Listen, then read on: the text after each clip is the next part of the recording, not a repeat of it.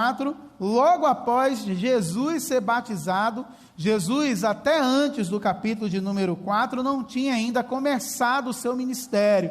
Ele precisou ser batizado como um exemplo para todos nós. E aí, logo em seguida dele ser batizado, Jesus é levado pelo Espírito Santo ao deserto para ser tentado, na verdade, para ser testado, se ele estava qualificado para enfrentar as coisas que iriam acontecer na vida dele. E eu queria ler com os irmãos esse texto, capítulo 4 de Mateus, a partir do versículo 1, na versão da NVT, que diz assim o texto da Bíblia. Todos acharam? Mateus capítulo 4, versículo 1 diz assim: Em seguida, Jesus foi conduzido pelo Espírito ao deserto para ser tentado pelo diabo. Depois de passar 40 dias e 40 noites sem comer, teve fome. O tentador veio e lhe disse: Se você é filho de Deus, ordene que estas pedras se transformem em pães. Jesus, porém, respondeu: As Escrituras dizem, uma pessoa não vive só de pão, mas de toda palavra que vem da boca de Deus. Então o diabo levou a cidade santa até o ponto mais alto do templo e disse: Se você é filho de Deus, salta daqui, pois as Escrituras dizem, ele ordenará a seus anjos que o protejam. Eles o sustentarão com as mãos, para que não machuque o pé em alguma pedra. Jesus respondeu: As Escrituras também dizem, não ponha à prova o Senhor seu Deus. Em seguida, o diabo o levou até um monte muito alto e lhe mostrou todos os reinos do mundo e sua glória. Eu lhe darei tudo isso, declarou. Basta ajoelhar-se e adorar-me.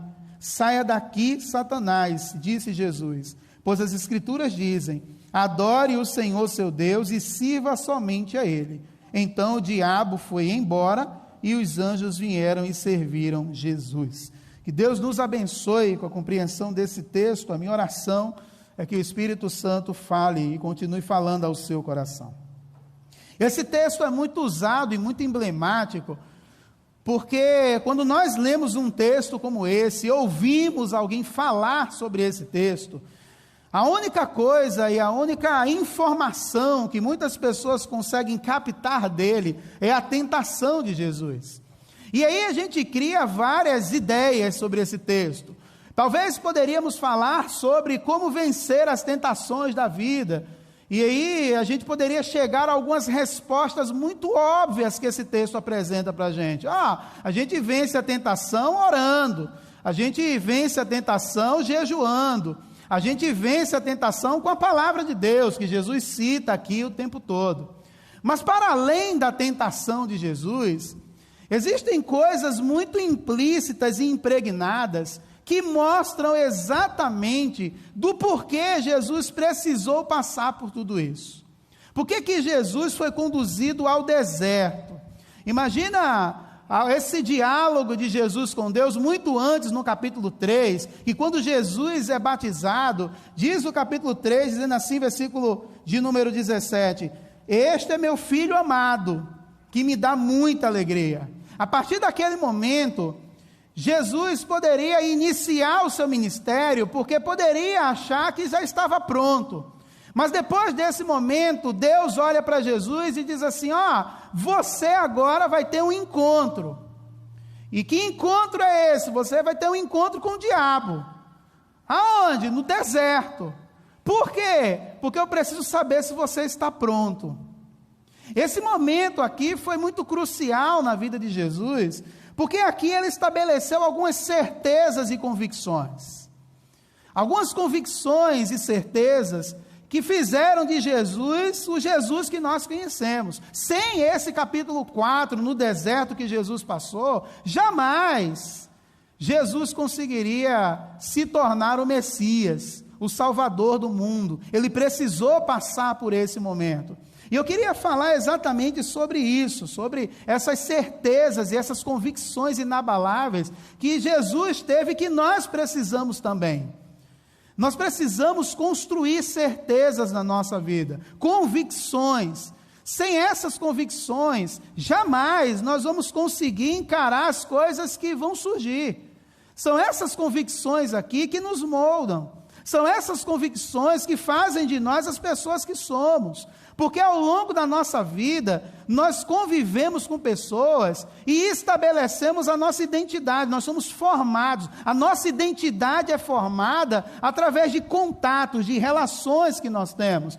E na medida que nós vamos nos relacionando com as pessoas, com as coisas ao nosso redor, com o mundo ao nosso redor, nós vamos formando o nosso caráter, a nossa personalidade, o nosso jeito de ser, a nossa identidade. E isso precisa estabelecer algumas convicções. Sem essas convicções, a nossa vida ela se abala. Sem essas convicções, a nossa vida não vai ter sentido algum. E qualquer coisa que nos acontecer, nós questionaremos absolutamente tudo. Por que que muitas pessoas vivem na gangorra da vida cristã? Porque não tem convicções firmadas. Por que que muitas pessoas duvidam daquilo que Deus pode fazer? Porque não tem convicções firmadas.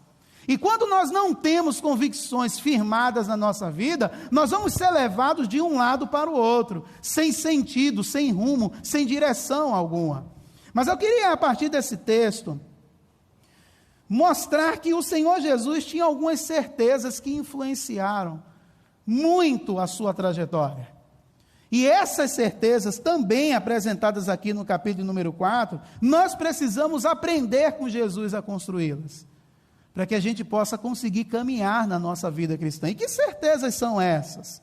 Quais são essas principais convicções que Jesus apresentou aqui nesse texto, que servem para nós hoje construir uma caminhada sólida, construir uma identidade cristã, construir algo que seja duradouro para a nossa vida? E eu queria destacar algumas coisas aqui nesse texto. E a primeira delas é o questionamento que o diabo, o tentador, faz. O versículo 3, aliás, antes disso, Jesus está 40 dias e 40 noites sem comer nada. Ele precisou passar por esse processo de santificação. Quem aqui já ficou 2 dias sem comer alguma coisa? 2 dias. 2 dias, sem comer nada. 3 dias, sem comer nada. 4, 40. Você fica, toma café e quando não almoça, a sua cabeça dói. Aí você não come nada e o negócio vai doendo mais ainda.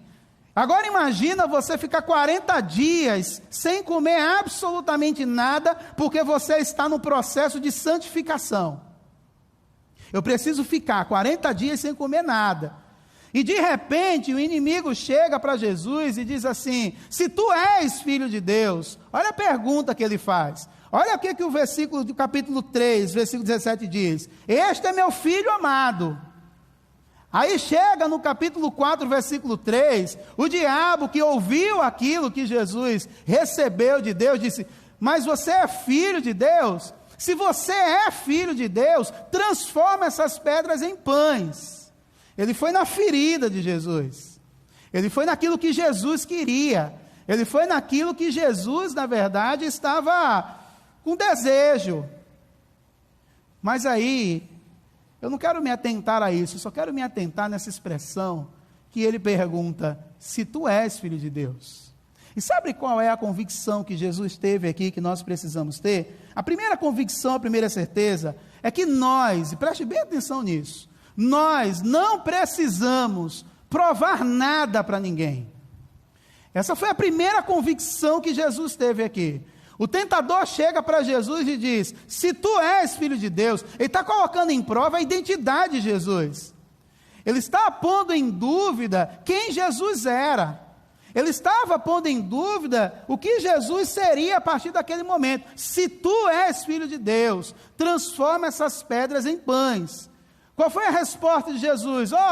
Nem só de pão viverá o homem. Ou seja, eu não preciso, para mostrar que sou filho de Deus, transformar essas pedras em pães. Eu sei quem eu sou. E quem é você? Eu sou filho amado de Deus, porque no capítulo 3, versículo 17, vai dizer: este é meu filho amado. Eu sei que eu sou filho de Deus, então eu não preciso provar nada.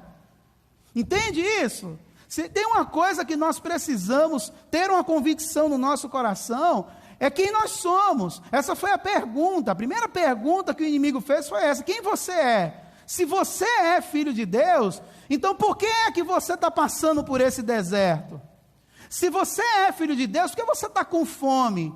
Se você é filho de Deus, por que ele te jogou aqui no deserto? Para ter um encontro com o diabo. Se tu és filho de Deus mesmo, por que ele te abandonou aqui? E aí, essa identidade de Jesus vai sendo questionada, e a resposta de Jesus é muito simplória e muito forte, quando diz assim: eu não preciso mostrar nada para você. Eu sei quem eu sou filho de Deus. E não há nada que aconteça nesse mundo que me incentive e me mostre o contrário. Irmãos, percebe que nós perdemos muito tempo da nossa vida tentando provar as coisas para as pessoas? Precisamos provar, parece que temos uma necessidade de querer provar alguma coisa. Estamos tentando provar o que para quem? Estamos o tempo todo perdendo o tempo da nossa vida para nos encaixar em algo, para provar alguma coisa para alguém. E isso a gente vai reafirmando, e aí os questionamentos vêm, nós mesmos questionamos algumas coisas, mas se tem uma convicção que precisamos ter, você não precisa provar nada para ninguém. Você é filho de Deus. E não há nada que aconteça na sua vida que faça você perder isso. Não há nada que aconteça na sua vida que seja maior do que isso até. Você é filho de Deus. E essa identidade nós precisamos construir. Não precisa provar nada. Sabe que alguns anos eu peguei me questionando em algumas coisas, porque às vezes eu vi algumas pessoas dando testemunho, e eu gosto muito de ouvir testemunho, seja de missionário, seja de alguém que foi curado, seja de alguém que passou por experiência na vida dolorosas, seja alguém que passou e venceu o alcoolismo na sua vida, que venceu as drogas. Eu gosto de ouvir essas coisas. E em algum momento da minha vida, há algum tempo eu já superei isso, eu me questionei. Eu disse: cara, eu não sou ex-nada. Eu não sou ex-nada. Eu nunca roubei, eu nunca usei drogas, eu nunca matei ninguém. Eu não sou ex-nada. E eu entrei em crise com isso. Depois eu fiquei: Deus, graças a Deus. Sabe por quê? Porque essas pessoas que passaram por essa experiência, muitas pessoas desconfiam delas até hoje. E elas precisam ficar provando o tempo todo que elas não são mais aquilo ali. E isso é doloroso para a vida da pessoa.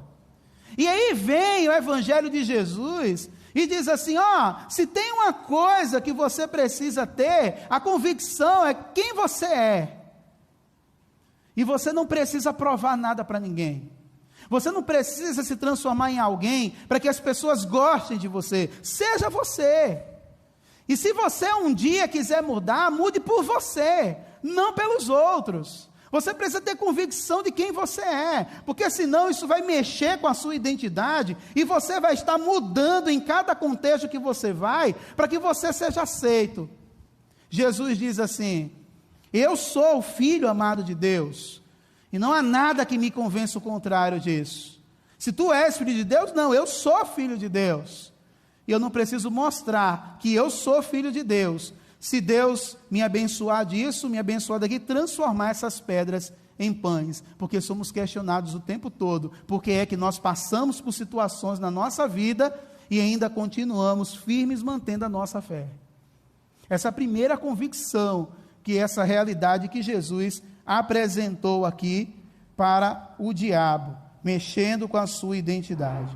Mas tem uma outra convicção que veio com a outra pergunta implícita nesse texto. A primeira convicção foi: você é filho de Deus? Quem você é? Não, eu sei quem eu sou filho de Deus, eu não preciso provar nada para ninguém. Não perca seu tempo provando nada para ninguém. Você é o que você é, o que Deus permite que você seja, e ponto final. Mas tem uma outra coisa que esse texto vai dizer. Versículo de número 5, ele vai dizer assim: então o diabo o levou à cidade santa, até o ponto mais alto do templo, e disse: se você é filho de Deus, salta daqui, pois as Escrituras dizem: Ele ordenará a seus anjos que o protejam. Eles o sustentarão com as mãos, para que não machuque o pé em alguma pedra. E Jesus respondeu: as Escrituras também dizem: não ponha à prova ao Senhor, seu Deus. Qual foi a outra convicção que Jesus teve aqui, a outra certeza, que serve para embasar também as nossas convicções? Essa pergunta que foi feita, a primeira pergunta é: quem você é? A segunda pergunta que foi feita aqui para Jesus é: em quem você crê? O que ele está dizendo é: e Deus? Onde é que entra nessa história? O que Deus está fazendo por você? O que Deus faz por você? E aqui estabelece uma outra convicção, uma outra certeza. Primeira certeza: você não precisa provar nada para ninguém. Segunda certeza: Deus não precisa provar nada para você. Essa é a segunda certeza. E Jesus captou essa ideia. Quando o diabo chega para Jesus e diz assim: se tu és filho de Deus, se atira daqui, porque a palavra de Deus diz, o Salmo 91, que ele, se você se jogar, ele vai dar ordem aos seus anjos. Então mostra em quem você crê. Se você crê em Deus, se joga, se lança, porque ele vai te proteger, não é isso? E Jesus disse: eu não vou fazer isso, porque as Escrituras dizem: não tentarás o Senhor teu Deus. O que ele está dizendo é: Deus, para ser Deus, não precisa provar nada para mim. Essa é uma certeza que nós precisamos ter também, porque o tempo todo estamos inundados em situações e circunstâncias que nós pedimos que Deus prove que Ele é Deus na nossa vida. Se tu és Deus, se o Senhor está comigo, abre essa porta. Para Deus ser Deus, Ele precisa abrir aquela porta só para mostrar para você que Ele é Deus. Se Ele é Deus, que o Senhor cure. Mas para Deus mostrar que é Deus, por que é que Ele precisa curar? Se o Senhor é Deus, me promove para aquele cargo. Mas por que é que Deus precisa mostrar que é Deus te promovendo? Deus não precisa provar nada para a gente. Nós vimos hoje pela manhã a ideia da soberania de Deus. Ele continua sendo Deus. Ele continua sendo o Senhor. Que Ele faça, que Ele não faça. E precisamos ter essa convicção, sabe por quê? Somos questionados por isso. Em quem você crê? Se você crê, por que está passando por isso? Deus não precisa provar nada. E a gente fica pedindo provas a Deus. Prova, Senhor, que o Senhor está comigo e me ajuda a comprar o meu carro. Prova que o Senhor está comigo e arranja uma pessoa para eu casar. Deus diz: meu filho, eu já te dei a vida. Você sabe que existem, a estimativa hoje é que para cada homem são 17 mulheres. 17. E aí eu fico perguntando assim, as pessoas chegam assim: pastor, eu vou orar, ora aí para que Deus me dê uma esposa. E Deus olha assim: cara, tu tem 17 para escolher, e você ainda quer que eu escolha por você? Eu já te dei a vida, já coloquei 17 nesse mundo, vai atrás. Percebe que a gente fica o tempo todo: Senhor, e tem coisas que a gente pode fazer, tem coisas que cabe a gente fazer, e a gente fica pedindo prova o tempo todo. Irmãos, conviver com pessoas que ficam pedindo prova de amor o tempo todo é bom? Fala aí para mim, com toda seriedade. Prova que me ama e me leva não sei aonde.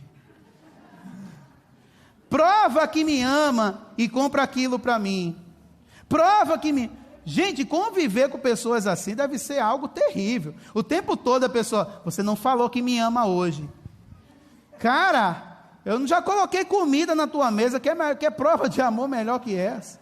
Eu não estou pagando tuas contas, infeliz. Eu não estou dizendo para você bom dia, como você está, como foi. Isso tudo é prova de amor. E eu tenho que ficar ainda falando. Entende? Só pede prova de amor quem é inseguro. Só pede prova de amor quem é inseguro. A pessoa que é insegura com Deus, não sabe que Deus é Deus e que Deus ama, vai dizer: Senhor, prova, porque está com insegurança dentro do seu coração, da sua vida. No relacionamento é a mesma coisa. Se você fica pedindo prova de amor o tempo todo, isso é fruto da sua insegurança. E saiba, abre parênteses, isso é um saco. É um saco. Você põe em dúvida o amor da outra pessoa por você. Você põe em dúvida aquilo que a pessoa sente. A pessoa não precisa dizer que te ama para mostrar isso para você. Ela demonstra de várias formas, de várias maneiras. Tem gente que não gosta de dizer isso. Aí chega na igreja, as pessoas são meio que fechadas. Aí chega na igreja e o pastor diz assim: olhe para a pessoa que está ao seu lado. E olhe no fundo dos olhos dela e diga assim: meu irmão, eu te amo. Imagina o coração de uma pessoa que está solteira. Olha aí para o irmão ao seu lado, bem no fundo do olho dele mesmo, para ele sentir a vibração. E diga: eu te amo.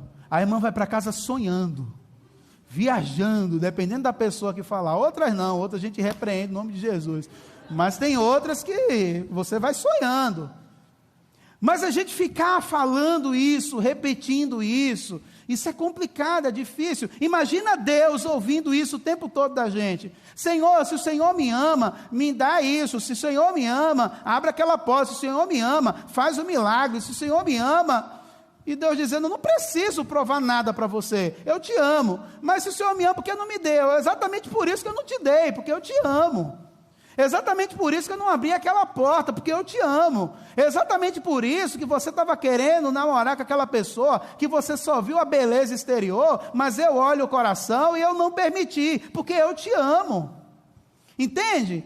Às vezes a gente fica lamentando algumas coisas que Deus não faz, e esquece de que Deus não precisa provar nada para a gente. O inimigo fez isso com Jesus. Se lança, se joga, Deus vai te proteger, Deus vai cuidar de você. Seja ousado, dê o passo da fé. E aí Jesus, entendendo as intenções, Jesus diz: opa, Deus não precisa provar nada para mim. Não tentarás o Senhor teu Deus. Deus não precisa provar nada para a gente. Sabe onde isso é forjado, gente? No deserto. Jesus estava onde? No deserto, passando por todas as privações. Não tinha ninguém para ajudá-lo, não tinha ninguém para sanar a sua necessidade, não tinha ninguém para levar água para ele, não tinha ninguém para levar comida para ele. Ele no deserto compreendeu que Deus não precisava mostrar nada para ele, diferente do povo no deserto. O que é que o povo no deserto fazia? Colocando Deus à prova, colocando Deus à prova, colocando Deus à prova, e Deus mandava carne, Deus mandava água, Deus mandava um monte de coisa, pedindo provas, provas, provas. Entenda uma coisa: Deus não precisa provar nada para a gente. Se a gente tem essa convicção, a gente segue, e aí a gente dá com a soberania. Se Ele fizer, glória a Deus. Se Ele mandar os pães, amém. Se Ele não mandar, eu sigo. Se Ele abrir a porta, eu sigo. Se Ele fechar a porta, eu sigo. Porque Deus não precisa provar nada para a gente. Essa é a segunda convicção que nós precisamos ter. A primeira: quem sou eu? Eu sou filho amado de Deus, eu não preciso provar nada para ninguém. A segunda convicção é em quem eu creio em Deus. Mas se Ele não fizer, eu continuo crendo. Ele não precisa provar nada para mim. E qual foi a outra convicção que esse texto apresenta para a gente? A partir do versículo número 8, diz assim: em seguida, o diabo o levou até um monte alto, e lhe mostrou todos os reinos do mundo e sua glória. E lhe disse, eu lhe darei tudo isso, basta ajoelhar-se e me adorar. E aí Jesus responde: saia daqui, Satanás, disse Jesus, pois as Escrituras dizem: adore o Senhor seu Deus e sirva somente a Ele. A primeira pergunta de questionamento foi quem eu sou. A segunda pergunta é em quem eu creio. E a terceira pergunta que foi feita aqui do diabo para Jesus é: o que é que você quer? O que é que você quer? E aí aqui estabelece uma terceira convicção. A terceira convicção que Jesus tinha é que o que Deus tem preparado para mim é muito maior que as ofertas do mundo. Essa era uma convicção que Jesus tinha. O inimigo chega para Jesus e diz assim: eu vou te dar tudo isso, está aqui à sua disposição, basta somente você me adorar, e eu vou te dar tudo isso. E por que Jesus não adorou? Porque Jesus tinha convicção de que o que Deus tinha para ele era muito maior do que aquilo que o inimigo estava ofertando. O que é que eu quero?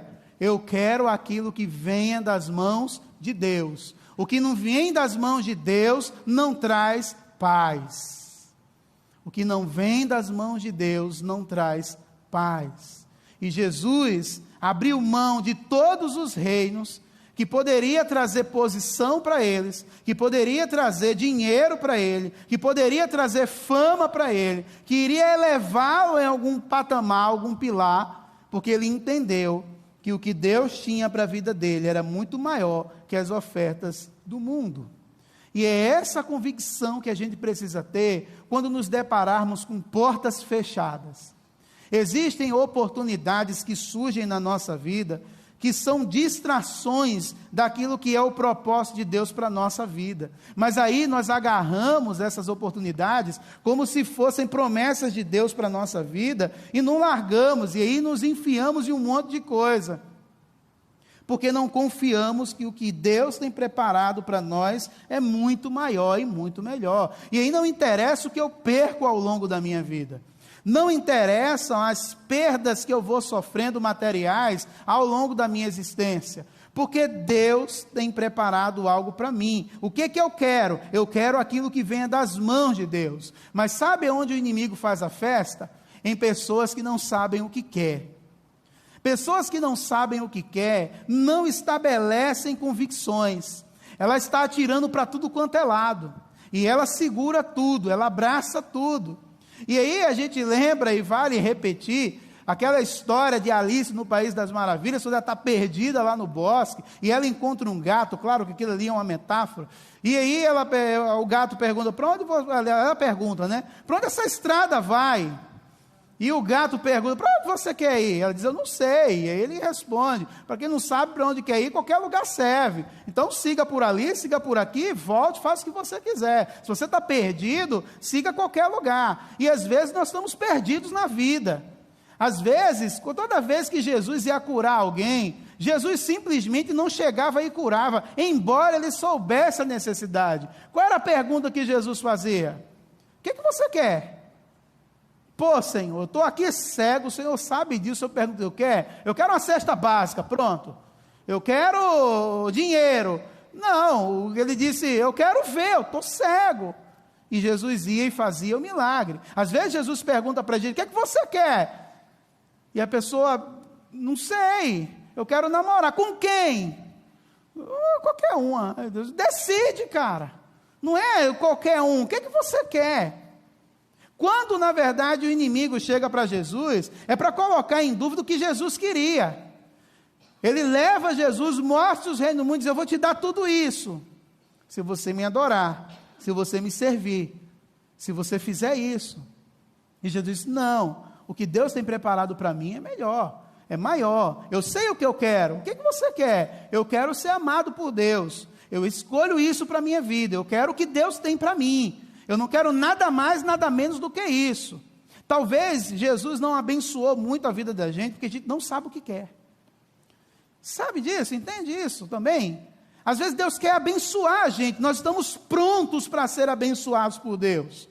E aí, quando chega a hora de ser abençoado, Deus diz assim, o que é que você quer? A pessoa não sabe.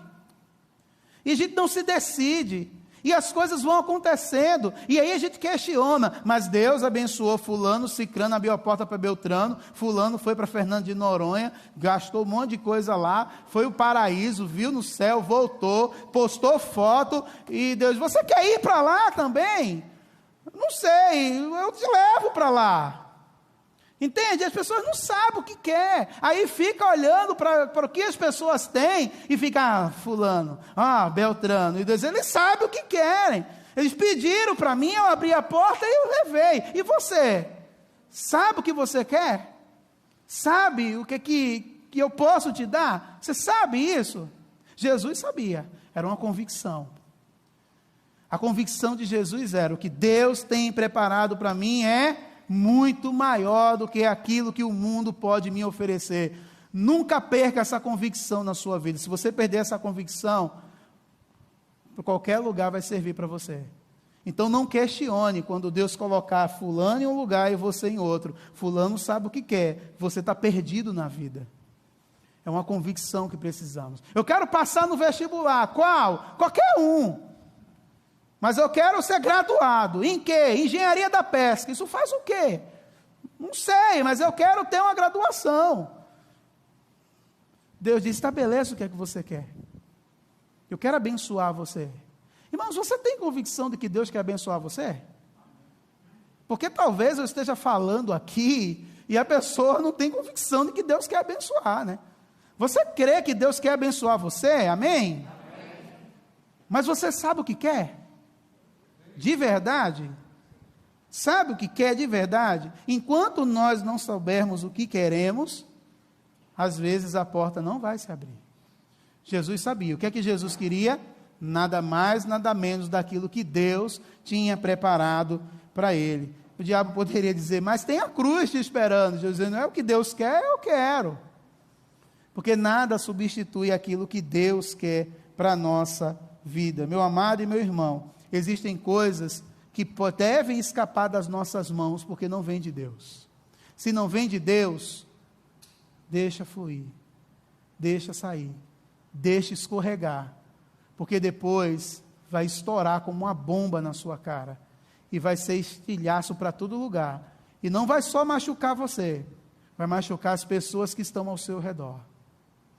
Então, se não é de Deus, deixa aí, abre mão, porque o que Deus tem para a sua vida é muito maior do que o que o mundo está te oferecendo. Eu queria concluir essa reflexão falando para você uma outra convicção que nós devemos ter. A primeira convicção falou da nossa identidade, quem eu sou. Eu não preciso provar nada porque eu sou filho de Deus. A segunda convicção fala em quem eu creio. Eu creio em Deus e Deus não precisa provar nada para mim. A terceira convicção foi tentar responder a pergunta o que eu quero. E a resposta de Jesus foi, eu quero o que vem das mãos de Deus. Nada mais, nada isso, nada menos do que isso, porque o que Deus tem para mim é muito maior. E aí chega a quarta e última convicção desse texto. Versículo de número 11 diz assim, então o diabo foi embora.